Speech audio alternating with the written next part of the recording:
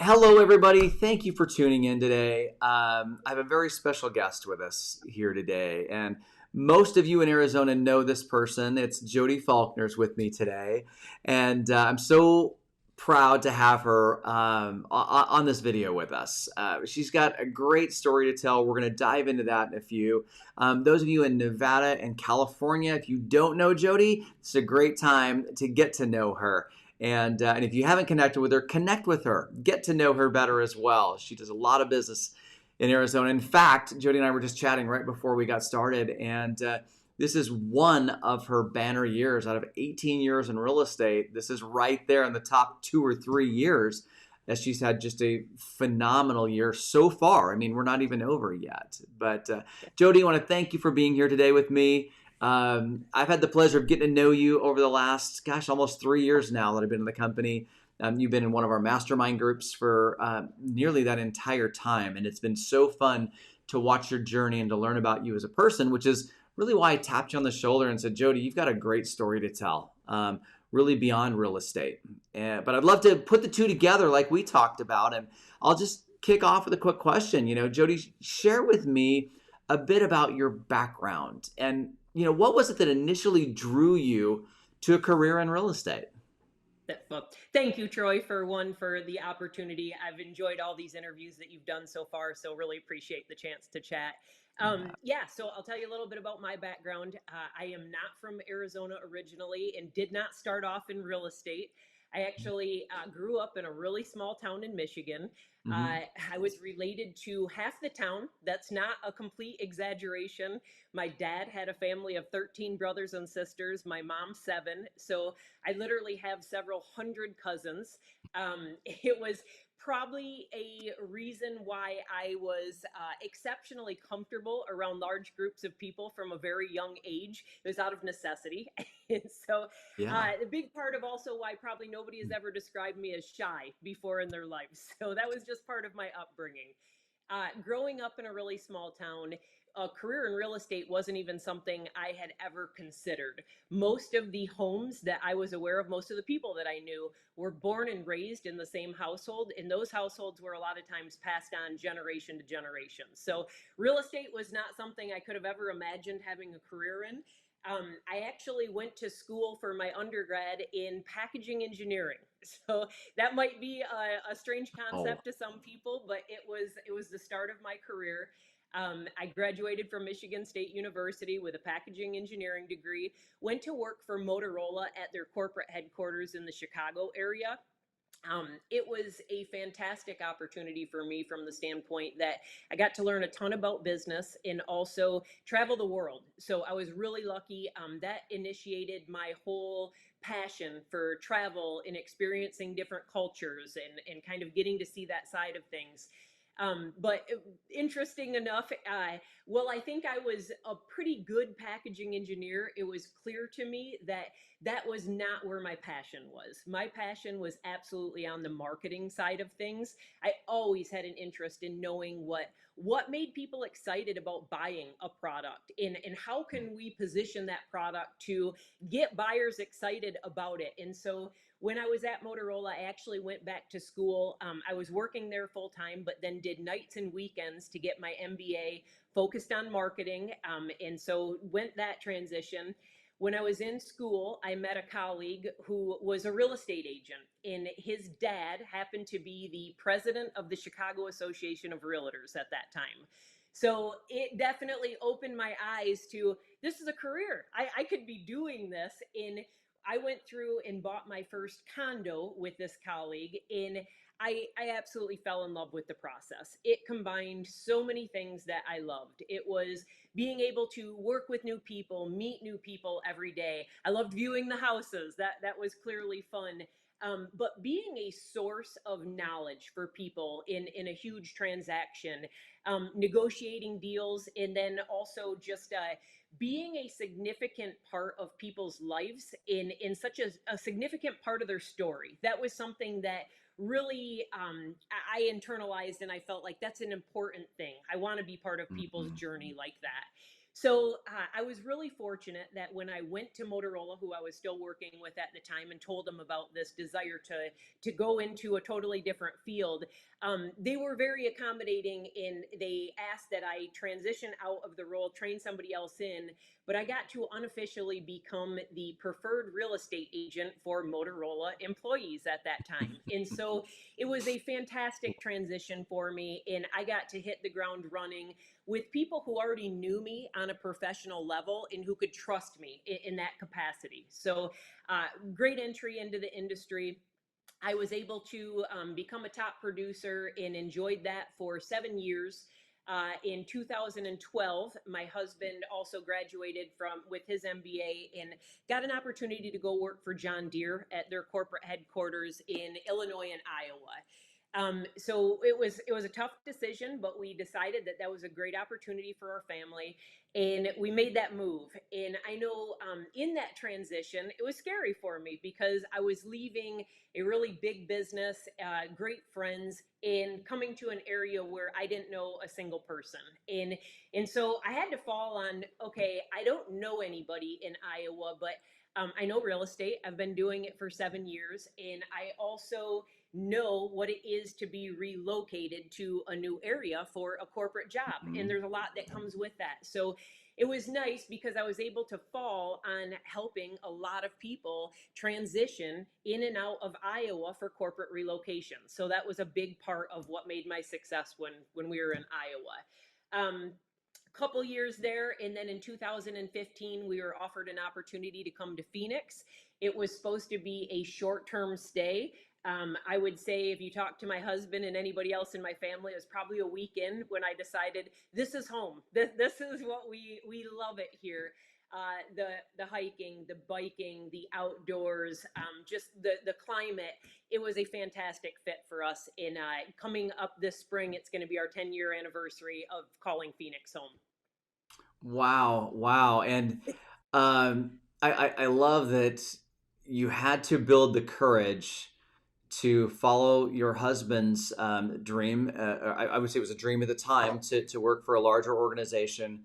And Yep. you left a massive sphere, a Yeah. massive sphere of built in business and revenue to expose a new journey in your life, which I absolutely love, and I resemble that. I've done that a few times too, Yep. and there's a lot of excitement. So while you got into a brand new market, what advice would you give to agents who are starting fresh in a Yeah. brand new area or market, especially without that established network and sphere?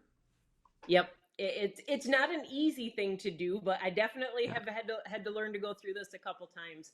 So a big part is kind of as I mentioned, like finding the things that you already know, and also the things that you're also passionate about. So Mhm. it's one of those things like with real estate. If people talk about exercise programs, like if you're somebody who absolutely hates cardio, don't make that your number one plan to go out and attack a new workout routine. And so with real estate, it's like I had to find the things that one I know, and second that I'm passionate about. And Mhm. so when moving into a new market, for me, what has been successful is like I said, I knew the corporate side of things. I had worked in corporate America for 7 to 8 years, and then I had been relocated several times. So corporate was a big part of that. I worked on relocation. But the other thing is that it was finding the things that I truly just enjoy in my day to day. And so I'm an avid book reader, and so I joined up some book clubs. That's been a great source of me meeting new Mhm. people. I'm a community person. As I said, I grew up in a really small town in the Midwest. I like the sense of community. So when we moved out to Arizona and we didn't know anybody, my husband and I literally went kind of to all of our neighbors and invited them out to just literally like a potluck barbecue in the community where we all got to know each other. In just creating that natural sense of community is a fantastic way to meet people. I laughed. You had done the interview last with Jay Pierce, which was Mhm. fantastic. Jay was awesome, and I love how he Thanks. talked about his authentic thing was being the suit guy and going to a bar and starting his business. I laugh only because me using that, if I tried to copy Jay, I'd fail miserably. I'd be a fish out of water, be trying to grow a business in a bar.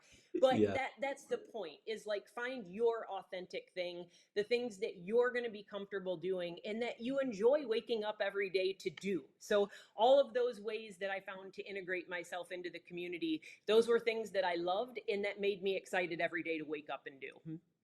Well, and great points. And the biggest piece and the point that you just made is it's what I think all of our clients desire most in a real estate professional, which is just that genuineness, just being authentic, being who you are. And if you're doing what you love to do, how you love to do it in the best way that you know how to do, that's attractive. Yep. And people will appreciate, respect, and trust you a lot faster that way, rather than Jodi sitting at a bar in a suit ordering a cocktail. She doesn't even know what's in it, at that point, right? So no, it makes great sense, Jodi. I love the great tip. Yep. In your experience, what are some of the qualities or habits that have been most essential to building a successful real estate business? Because you've done this, Yep. and you've accelerated it. I mean, I know how you did it in the beginning. Hey, look, it was I had a gift. I had a great relationship with Motorola, and they gifted Yep. me with the ability to help people that trusted me. But what are the habits that are associated with that as you continue to build and reestablish yourself? Yep. So we kind of touched on the authenticity part of it, but then I would say the next thing that has been super important to me in the success is being flexible. So this industry changes all the time. Our world changes all the time.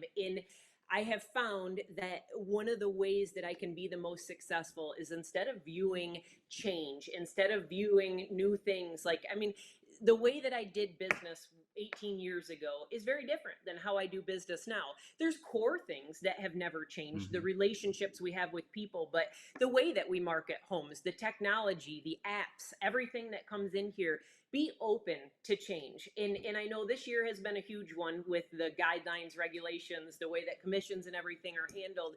But I kind of have viewed that as like there's there's a change that's in place. There's probably a reason for it. And if we can be at the cutting edge and if we can be the first to adapt to those changes, it's a huge opportunity for us. Educate our Mm. clients, build, kind of bridge that gap. There's obviously a perception gap that's going on there. And if we can be at the front of it, it's an opportunity. It's not a bad thing. So be flexible, always be open to that. There are better ways and improved ways of doing things. And that probably ties into another really important aspect to me is like be dedicated to continuously learning. It's a again, if I could fall on the fact that I've done real estate for 18 years. Yes, I have a lot of experience. I have a lot of knowledge with it. But I never, if I ever say that I know everything about real estate, I'm lying or I'm just being ignorant to the fact that we always have to be learning more. So last year I went through and dedicated myself to getting a couple more accreditations. I went and got the accredited buyer's rep, a pricing certified advisor. I went back and on negotiation specialist again. And then this year I'm signed up already I'm going to be a certified luxury home marketing specialist, a new build specialist, a remodel specialist. So again, these are all things, they're important to me because I care. I want to be the source of knowledge for my clients, but I also want to enable my clients with having the best information available to them. So I kind of feel like if we always do that and I put that as a priority, my clients and the knowledge that I provide them, the business will always come. So Jodi, you're so right. You're continually investing in your craft, but more importantly, you're continually investing in yourself. Here in Vegas, the best bet you can do is you can bet on yourself. yep. That's the one tried and true bet, and then you can put as much into it as you want to, and you've done a fantastic job of continuing to do that. I can still feel your enthusiasm today as if it was year one with you getting in the business. I mean, you clearly have embraced this lifestyle, and I would say some of the magic in this, Jodi, is simply the fact that you understand that if what you do today was what you did last year, your results would be entirely different. You've Yep. moved, you've adjusted, you've continually pivoted where necessary. And again, you're having one of your best years ever in real estate this year. Well, so many others are not. So it's fantastic advice.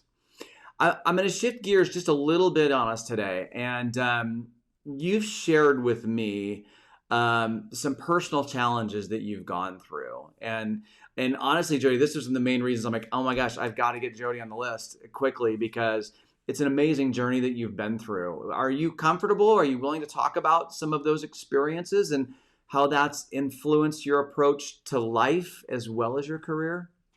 I'd be happy to. It's a so what you're referencing, I shared with the masterminds group before. About 6 months into my marriage, so this goes back to 2009. I was diagnosed with a pretty advanced stage breast cancer, and I was extremely young. I was 31 when I got the diagnosis. Young, healthy, and like I said, just married. So it was pretty devastating news to receive, and I think as most people, first reaction, I was shocked. I was scared. It would be the first reaction I would have, but I quickly kind of tried to shift that mindset and realized that I didn't want to be the victim of this. I wanted to find out how I can get through this. I wanted to live. I wanted to experience life. I had just been married, and I had heard the saying many times, and I think this was probably the first time that I really embraced it. It was that we can't control the circumstances around us. We can't always control what happens to us, but we can absolutely control how we respond to it and how we move forward. And so I really internalized that message, and I said, I'm going to move forward in this. And so we quickly tried to prioritize things. We went out there and educated ourselves as quickly as we could, learned everything we could about the disease and how I can get through this and improve. And it prioritizes life when you go through something like that. I mean, we didn't know what the outcome was going to be, but it was really important that we focused on each other. I had a fantastic husband. I learned that very quickly. I had an amazing foundation and support system, but we prioritized family, our friends. And I was super fortunate because the year before I had transitioned out of a corporate job that was draining me, and I was in real estate now. And so I got to focus on a job that actually brought me a ton of joy and still being around other people. And it was one of those things that I ended up having. That was truly the best year I think I ever had in real estate. And I don't know that financially it was, but it was what I balanced in life. I had an exceptional financial year, but I also knew what I was overcoming during that time. I was going through a year of chemotherapy, radiation, 2 surgeries, a ton of medications, and not looking like myself. I lost all my hair. It was a total life change. But I was able to find strength in it, and I was able to take that situation, control the way that I handled it, and I truly look back at that as probably one of the most significant, but also one of the most positive experiences that I could have gone through, because I learned a ton about myself and what I'm capable of, and that we're all so much stronger than what we're even aware of, and focusing on a positive direction and the impact that that can make. Yeah, it's such an amazing story. It's still a tough story to hear still, and I've heard this story before. But just your enthusiasm, the positive attitude that you maintained through that, and really, Jodi, I mean, if you think about it, it's probably made you exactly who you are today. Not just a part of your journey. That was a pivotal shift in your GPS, and you started going a different direction. I know you purchased land in Mexico, and you've got a goal to build a house in Mexico here in the near future. And you made some really bold life changes about where you're going to be and when you're going to be there. And that level of intentionalism, is that a word? Intentionalism? That Yeah, level of I'm being that going with it. intentional is just, it's so inspiring to all of us. And so thank you for sharing that. And obviously so glad everything is okay, and you're still cancer free to this day. So I I'm am so 16 years out, so it's amazing. That's amazing. And again, what a journey it's been, and clearly you've embraced real estate even that much more, because it is such a big passion of yours, and it was part of your life during a really challenging and pivotal time.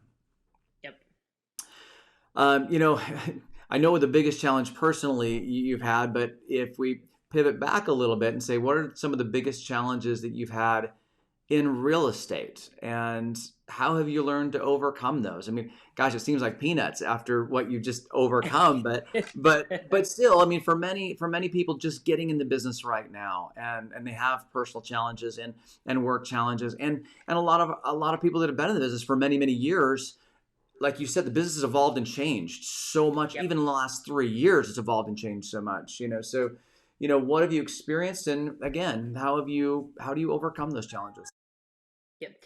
So in 18 years, I've definitely run into a lot of situations in real estate. And when you say, like, what is the most challenging? I think, honestly, the hardest lesson for me to learn, and the one that has taken the longest, is understanding that not all business is good business, and knowing Mhm. when to walk away at times for your sake and just for the sake, truly, of your business. And I say that because I have always been the type of person that I want to solve the problem. If there is a way to fix this, if there is a way for me to make it right, to sell this home, to find that right house for the buyer. But over the years, I have realized that it's okay to not, I know what I want to do, as far as I always want to provide the best service I possibly can. I want to be the most knowledgeable, all those things.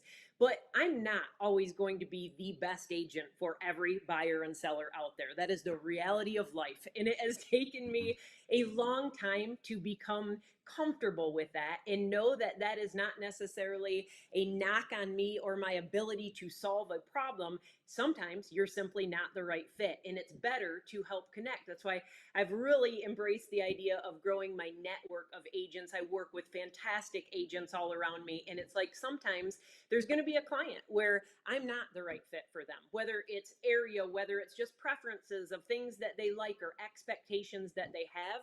And it's always best to be able to find them somebody else, or help them in that journey, or just let them go to be able to do that, because Yeah. sometimes clients and situations can be so draining that it takes you away from being out there with people who truly can appreciate and value the work that you provide. So knowing when to walk away and knowing that you don't have to take all business. Yeah, it gets back to our ideal client. Who are the people that we want to work with? We've earned the right to only work with those that we wish to work with. I mean, let's call it what it is. I mean, as an independent contractor, you don't have to accept everyone's business, and sometimes Yep. there are personality conflicts or clashes, and it's really difficult in the beginning because you got to get every deal and you want every deal so bad. And in the beginning, I would say maybe hang on a little bit because there's Sure. tremendous learning lessons in that, and if anything else, you're Yep. teaching yourself who you don't want to work with in the future, at the Yep. same time. So, but it's cool. You've gotten to a place in your career where that is more important to you than ever. And I mean, not again, probably stems from your journey and what you've been through. It's like, look, life's short. And if I'm not living and able to serve to the best of my ability, if we're just clashing there, then maybe it's not the best thing for me to do or the best thing for my client at the time too. Yep. So, Yep. well, last question, Jodi, looking ahead, you've got a tremendous amount of life left in you. You've got a tremendous career that you've built and are still building to this day. What are your goals and vision? I mean, what's the next phase in your career as we're minutes away from 2025? Yep. I'm excited about 2025. I think I've had many different phases in my career now in the 18 years, and I've had to go through numerous times of rebuilding and establishing a foundation and building a network and all the resources. And I feel like I'm in a really comfortable place with that. We have a great team. So I haven't mentioned the team. So we're the AZ 24/7 real estate team. We're out of the Northwest office. We're actually kind of unique because we are more of what I would call a collaboration of agents working together. It's not a Mhm. hierarchy team whatsoever. We're all out there running our individual businesses, but we collaborate. We get together weekly, Mhm. share best practices, talk about what's working, what's not working, and all benefit by learning from each other and helping Mhm. each other grow. So I'm comfortable in a place where I feel ready to expand. I feel ready to take on new business. And we're at a really exciting time here because we're in the Northwest Valley. So we kind of our specialty area would be North Phoenix, North Peoria, North Glendale. And what's really fun is that right now we've got the Taiwan Semiconductor facility that's growing 10 minutes being, they're going to open their doors next year. We're going to have a tremendous amount of new people coming from other parts of the country, other parts of the world, moving to our area. So we're really Mm-hmm. looking for the opportunity. We've got a lot of new construction things going on around here. So expanding, growing our business in that way. And then I was actually a totally new opportunity that I had never really considered before, I think is going to become something that we're going to put some focus on. I was approached by another fantastic agent in our Berkshire Hathaway network who's looking to potentially transition out of their business for retirement, and introduced me to a book called The Golden Handoff. And it's a concept about those of us that have spent our entire careers, I mean, whether it's a few years or a lifetime of building up these businesses. And a lot of us, there's not really an exit plan. There's not like Mm-hmm. the idea of someone coming in and buying your business. I don't know how real that is for most agents, but there's a very real concept of taking what we call this golden handoff and transitioning for somebody to be able to exit the business, whether retirement, a new job opportunity, a new state, but linking up. And so I think we'd love to be that for people who are potentially thinking about transitioning out and being that warm handoff to be able to continue on so that agent can continue to make money and we can grow ours as well. Mm-hmm. Yeah, that's exciting, Jodi, and it's the perfect time too with the tenure that you have under your belt now, with everything that you've learned, your reputation in the market. You're an ideal fit for anyone that's actually looking to make that change, and it's something we do. I won't say it's happening often, but it does happen from time to time, and we do that from. In every one of our states, believe it or not, we are making those marriages happen and helping to facilitate along the way too. So I'm super excited, Jodi. I'm so honored to work with you. I'm so grateful for our friendship as much as anything, as I've gotten to know you more and more, being in the organization. And again, you're such an ideal fit for our brand and most importantly, our company. You do wonderful business, and I want to thank you for sharing so many nuggets today.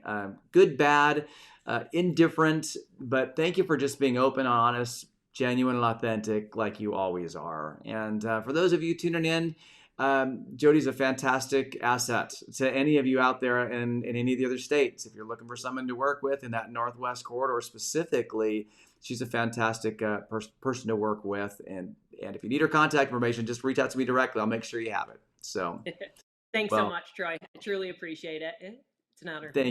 thank you, Jodi. We will be talking soon. Thanks for tuning in, and we will see all of you guys a little later. Take care. Bye-bye. Take care.